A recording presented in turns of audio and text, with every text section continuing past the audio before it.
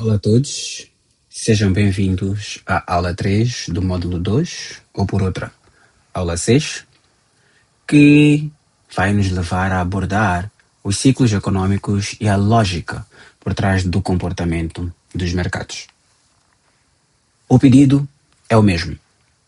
Peço que tu te inscrevas.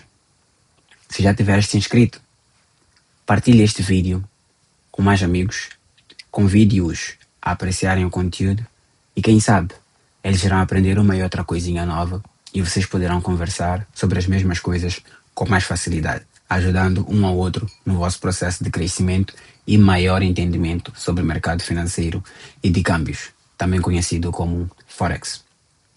O nosso maior objetivo com este canal é desmistificar o mercado financeiro e o mercado de Forex. E se realmente queres ter um conhecimento sólido sobre como este mercado funciona e, acima de tudo, lucrar com isso, não perca tempo. Junta-te a nós aqui e junta-te a nós também no nosso canal do WhatsApp, porque lá, diariamente, nós partilhamos muito conteúdo de valor. Venha e veja com os teus próprios olhos. Voltando à aula. A economia, tal como as estações, tem ciclos. O ciclo de negócios segue a mesma estrutura. Se souberes em que fase estamos de um ciclo de negócios, tu podes antecipar os movimentos de mercado e posicionar-se de tal forma que possas ter sucesso. Correto? Nesta aula, nós vamos explorar os ciclos econômicos e a lógica por trás do comportamento dos mercados. E vamos, acima de tudo, entender como se pode tirar vantagem desta previsibilidade. Vamos a isso? Nós também temos 3 objetivos para esta aula. O primeiro, entender o conceito de ciclo econômico. O segundo, identificar as fases de um ciclo. E por último, compreender como as fases influenciam os mercados de investimento. Sem fugir à regra, vamos à nossa pergunta inicial, para a qual eu espero uma resposta tua nos comentários. Bem no início desta aula, eu mencionei a semelhança das estações do ano, os ciclos econômicos. Não é? O mercado financeiro raramente segue uma linha reta. Ele flutua. E o nosso objetivo hoje é entender o padrão por detrás desta flutuação. Se tu souberes em que fase do ciclo nós estamos, tu consegues antecipar os movimentos dos mercados e posicionar-se para ter sucesso. Mas aqui uma breve nota que eu quero deixar.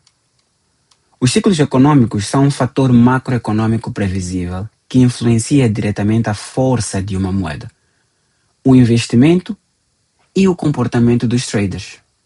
Mantenham isso em mente. Assim sendo, o que é um ciclo econômico?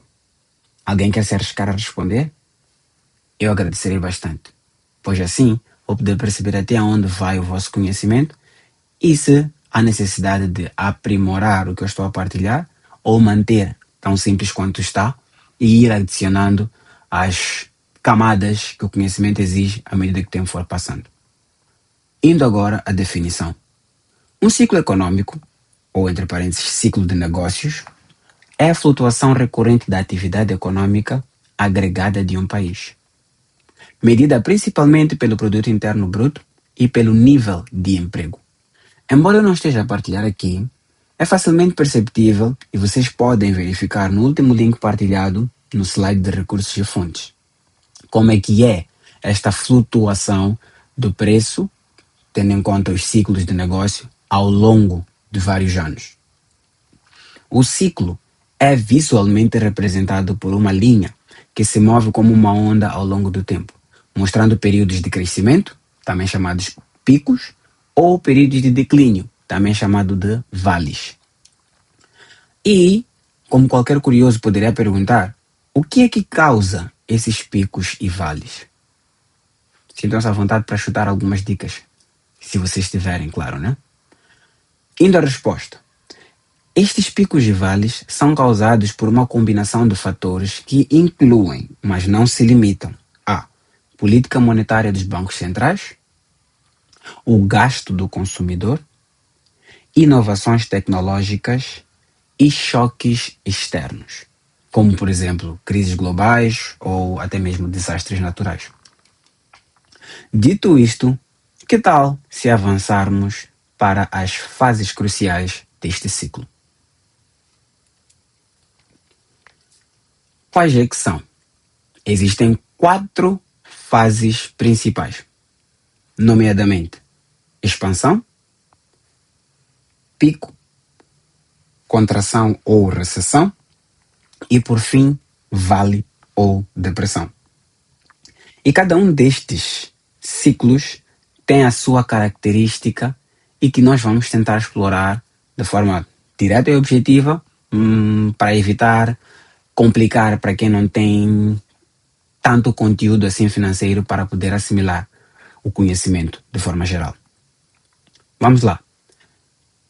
Primeiro ciclo, ou a primeira fase, porque o ciclo é um e único. Deixa eu corrigir este aspecto. O ciclo é um e único, mas este mesmo ciclo tem fases, ok? Eu posso ter me expressado mal em alguns momentos atrás e é importante frisar isso aqui. Indo para a primeira fase do ciclo, expansão.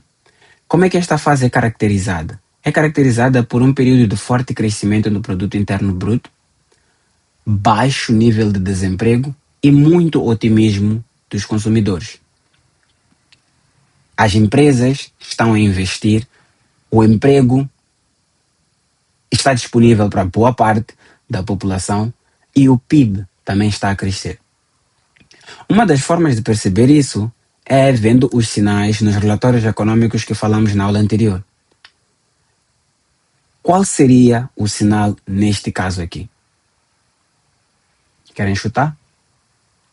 O risco de inflação começa a aumentar, forçando o Banco Central a considerar a subida das taxas de juros. Espero que esta informação não venha criar dúvidas. Se eu fizer, fiquem à vontade. Vocês têm espaço suficiente para poder interagir diretamente comigo e eu esclarecer qualquer dúvida que possa surgir. Indo para a segunda fase do mesmo ciclo, a fase do pico. O ponto mais alto do ciclo. É aqui onde o crescimento começa a abrandar e a economia atinge o seu limite de capacidade e a inflação realmente se torna uma grande preocupação. Depois, temos a fase 3, que é a contração ou recessão. Esta fase é caracterizada pelo crescimento do PIB abrandando. Ou seja, começa-se a ver de forma, como é que eu diria, paulatina, o abrandamento do crescimento do PIB. O investimento das empresas começa a cair e a taxa de desemprego começa a subir. E em vez de otimismo, que caracteriza a primeira fase do ciclo, aqui começamos a ter pessimismo a dominar. E tal como na expansão, o sinal reaparece. O Banco Central é forçado a baixar as taxas de juros para tentar estimular a economia. E depois destas 3 fases, nós temos a última, que é a fase chamada vale ou depressão. Esta fase caracteriza-se como o ponto mais baixo da atividade econômica.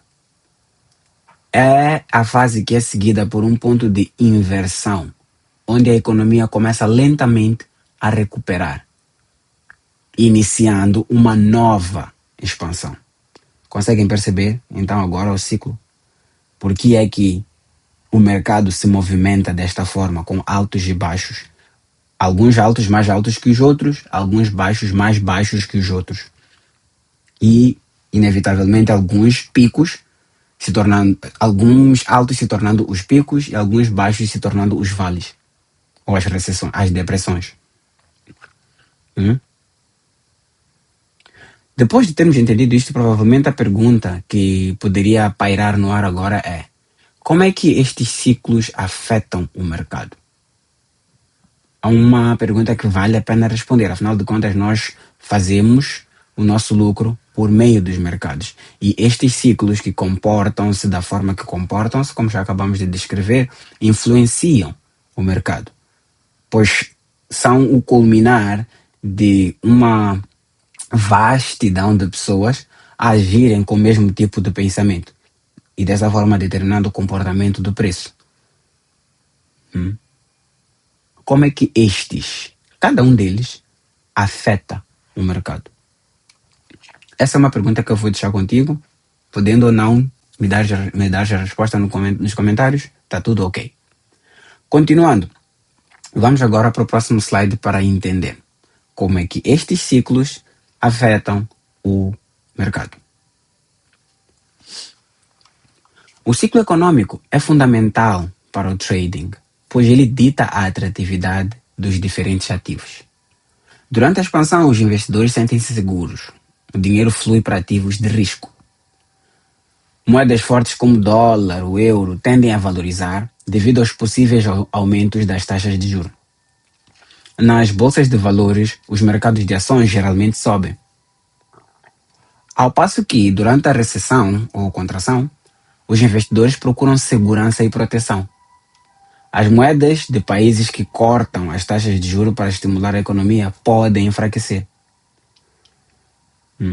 E os investidores acabam procurando por ativos de abrigo, ou chamados safe havens, como o ouro, as obrigações do governo em países estáveis, ou moedas tradicionalmente seguras, como o caso do iene japonês.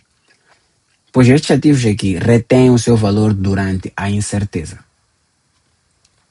Então, de forma resumida, a economia move-se em ciclos previsíveis de expansão e contração. A fase em que estamos dita o que é seguro e o que é arriscado.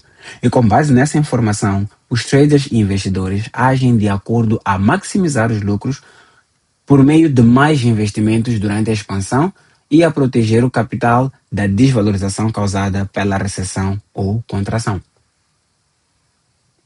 Desta forma, nós concluímos a terceira aula do segundo módulo, ou seja, a sexta aula, não é? Seguindo aquilo que é a sequência. E como não podia deixar de ser, eu termino com uma pergunta reflexiva e que quero que vocês leiam comigo. Se os grandes jogadores conseguem identificar e prever estas fases, como é que os traders individuais podem usar esta mesma informação para tomar decisões estratégicas nas suas operações? Esta é uma pergunta para que vocês reflitam, atendendo e considerando que nós temos uma ideia, embora ainda não tenha partilhado, temos uma ideia de que existem vários players, vários jogadores neste mercado. E nós, traders a retalho, somos uma pequena parte dele. Então a pergunta associa todos estes jogadores, diferenciando os grandes dos pequenos. Nós estamos entre os pequenos. Como é que estes grandes jogadores, se estes grandes jogadores conseguem identificar e prever estas fases, como é que nós, os pequenos jogadores, também podemos dizer traders individuais, podemos usar esta mesma informação para tomar decisões estratégicas nas nossas operações de trading? Dito isto, meus caros, passo a partilhar convosco as fontes e os recursos usados para a produção desta aula. Façam o que eu tenho vindo a pedir, invistam o vosso tempo, leiam, pesquisem e entendam um bocadinho mais. E desafiem-me. Venham com questões que eu não abordei aqui, façam-me pensar um bocadinho fora da caixa, pesquisar por mais e que isso me ajude a vos responder da melhor forma possível. Ok? Para concluir, para a próxima aula, nós vamos explorar onde o dinheiro realmente anda.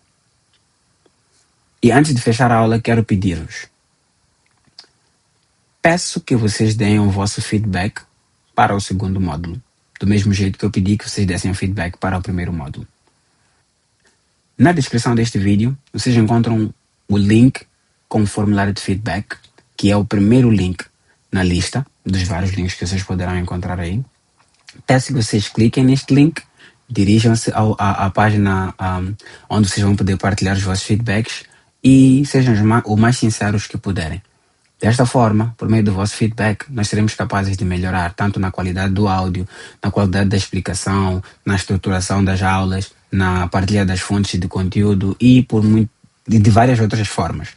Então agradecemos de antemão por todos aqueles que vão se dedicar a dar-nos o vosso feedback, pois dessa forma nós poderemos melhorar continuamente. Um forte abraço a todos vocês que também têm partilhado as aulas com os vossos amigos, que já se inscreveram no canal e que reagem ou comentando ou colocando um like. Então, seja um deles, muito obrigado. Se não fores, peço que o faça já e eu te agradecerei nas próximas aulas também. Um forte abraço a todos e até a próxima aula.